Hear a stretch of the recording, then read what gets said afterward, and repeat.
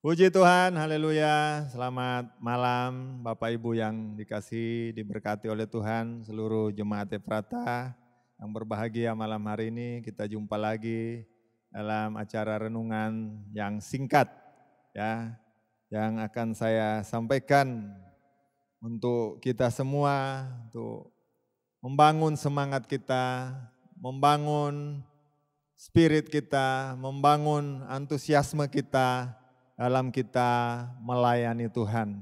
Sebelum itu mari kita berdoa terlebih dahulu untuk kebenaran firman Tuhan. Bapa di surga, dalam nama Tuhan Yesus, kami bersyukur dan malam hari ini di mana kami dilayakkan kembali, kami bersekutu dengan Engkau dalam acara renungan singkat melalui kebenaran firman-Mu. Mari urapi kami semua, urapi jemaat Tuhan, urapi firman-Mu, urapi hamba-Mu Tuhan. Terima kasih di dalam berkat nama Tuhan Yesus, Gembala kami yang baik. Haleluya, haleluya. Amin. Puji Tuhan Bapak Ibu yang dikasihi dan diberkati oleh Tuhan. Saya ambil lagi ayat pembacaan firman Tuhan, masih terdapat di dalam ayat yang sama, yaitu di dalam kitab Galatia pasalnya yang kelima, ayatnya yang ke-13, saya bacakan untuk Bapak Ibu sekalian. Saudara-saudara, memang kamu telah dipanggil untuk merdeka. Ya. Tetapi janganlah kamu mempergunakan kemerdekaan itu sebagai kesempatan untuk hidup di dalam dosa. Melainkan layanilah seorang akan yang lain oleh kasih. Ya, jadi sangat jelas penekanan Rasul Paulus pada jemaat yang ada di Galatia untuk mendorong mereka supaya mereka giat di dalam pelayanan pekerjaan Tuhan. Sebab mereka sudah mengalami, merasakan, menikmati ya, dampak hasil dari sebuah kemerdekaan itu. Saudara yang dikasihi Tuhan.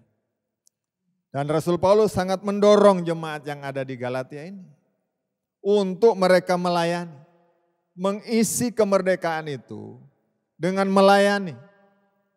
Ya, jadi jelas ayat firman Tuhan ini. Ya, tidak ada kata tawar-menawar ya di sini. Sebuah keharusan, sebuah kewajiban, tanggung jawab kita ketika kita sudah menerima atau mengalami merasakan kemerdekaan itu. Ya, ada sebuah tanggung jawab. Ya, ada sebuah kewajiban yang harus kita jalani, kita kerjakan sebagai orang yang percaya, yang sudah menerima Yesus sebagai Tuhan Juru Selamat. Apa itu? Melayani. Apa yang harus kita layani? Dan ayat ini mengatakan bahwa layanilah seorang akan yang lain. Ya, itu tujuan kita sangat jelas. Yang kita layani itu bukan diri kita sendiri. Ada objek, ada sasaran yang harus kita layani, saudara yang dikasihi Tuhan. Seorang akan yang lain. Bukan diri kita yang kita layani. Ya, tapi ada oknum, ya, ada pribadi, ya, ada pihak yang lain yang harus kita layani, saudara yang dikasihi Tuhan. Tujuannya sangat jelas dan tepat, saudaraku yang dikasihi Tuhan. Sebab itu alasan untuk kita dipanggil, ya, saudara, untuk kita melayani, mengisi kemerdekaan itu, memanfaatkan kemerdekaan itu untuk melayani Tuhan. Ya, ada sebuah kegiatan di sini yang harus kita kerjakan, yang harus kita lakukan. Bagaimana bangsa ini ya mengalami kemerdekaan dari pejuang-pejuang kita. Ya, saudara yang dikasihi Tuhan. Dan para pejuang kita memaknai, mengisi kemerdekaan itu untuk membangun bangsa dan negara kita. Dari berbagai sektor, dari berbagai aspek yang harus dibangun dalam bangsa dan negara kita, saudara yang dikasihi Tuhan. Dan demikian pun kita sebagai anak Tuhan. Pentingnya kita membangun kehidupan ini. Untuk apa? Melayani Tuhan. Ya. Kita tidak dituntut untuk menjadi pasif. Ya. Tapi aktif dalam pelayanan. Ya. Produktif. Sebagaimana orang yang sudah dimerdekakan. Ada karya-karya rohani. Ada karya-karya iman yang harus dikerjakan. Dilakukan di dalam diri kita sebagai anak Tuhan. Untuk melayani Tuhan. Bukan untuk berdiam diri. Bukan untuk kita nikmati sendiri kemerdekaan itu. Nah, saudara yang dikasihi Tuhan. Sangat jelas. Ada sasaran, ada tujuan, ada objek, ada oknum, ada pribadi. Ya. Ada pihak yang lain yang harus kita layani. Bukan diri kita sendiri. Ya, saudara yang dikasihi Tuhan. Nah, ini yang ditekankan oleh Rasul Paulus. Ya, dasarnya apa untuk kita melayani seorang akan yang lain? Dasarnya adalah kasih. Ya, bukan kepentingan kita. Ya, bukan orientasi. Ya, diri kita sendiri dalam kita melayani. Ya, bukan cari nyaman untuk kita melayani. Kalau situasinya nyaman kita layani. Kalau orang itu berpihak pada kita, kita layani. Kalau orang itu menguntungkan kita, kita layani. Kalau orang itu care dengan kita, kita layani. Bukan seperti itu, saudara yang dikasihi Tuhan. Dasar kita untuk melayani Tuhan, alasannya karena kita sudah dimerdekakan dari belenggu dosa. Dan dasar yang kedua adalah kasih. Ya. Bukan kepentingan kita sendiri, tapi kepentingan Tuhan yang harus kita lakukan, saudara. Menjadi orientasi pelayanan kita. Nah, kalau ini yang menjadi orientasi pelayanan kita, maka pelayanan kita tidak akan pernah sia-sia. Dan itu benar-benar akan dihargai oleh Tuhan. Dan itu berdampak baik, berdampak positif kepada orang yang kita layani, saudara yang dikasihi.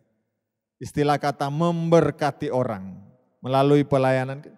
Sekecil apapun pelayanan kita. Ya, dilihat atau enggak dilihat orang, dihargai atau enggak dihargai orang. Ketika kita melakukan dengan benar dan tepat pelayanan itu, didasari oleh kasih, maka Allah sangat menghargai apa yang kita kerjakan, kita lakukan.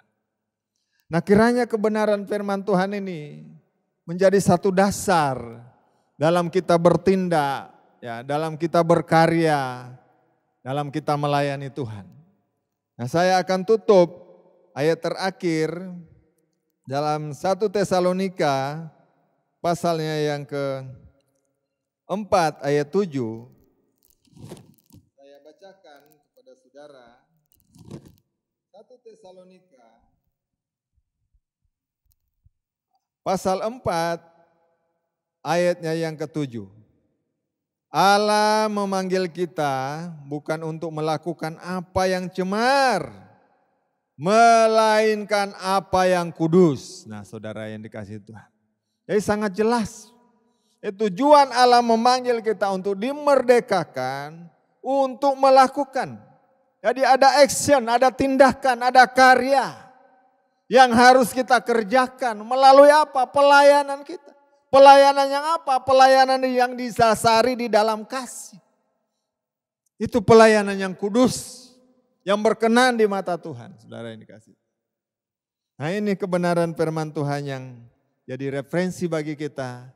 Kiranya ini semakin mendorong, menguatkan saudara, motivasi, ya, menyemangati kehidupan saudara dalam saudara melayani Tuhan. Puji Tuhan, Tuhan memberkati. Mari kita berdoa.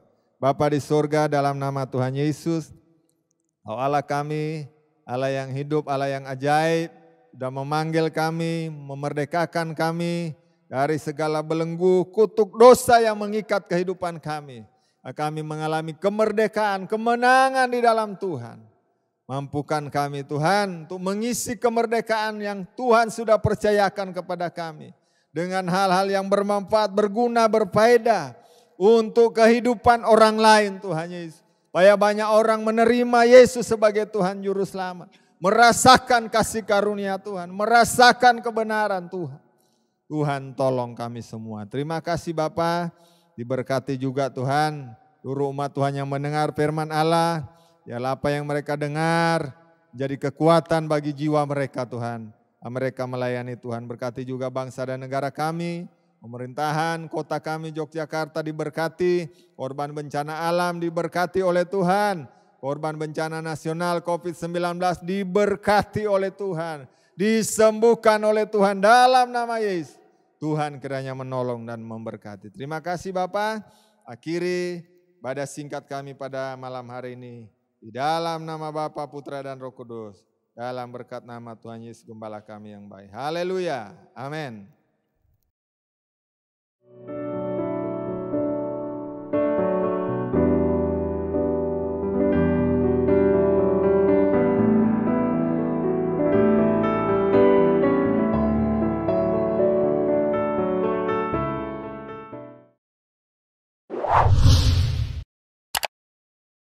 Subscribe channel YouTube GPDI Efrata Yogyakarta dan aktifkan lonceng notifikasinya untuk mendapatkan informasi seputar live streaming dan video khotbah terbaru lainnya.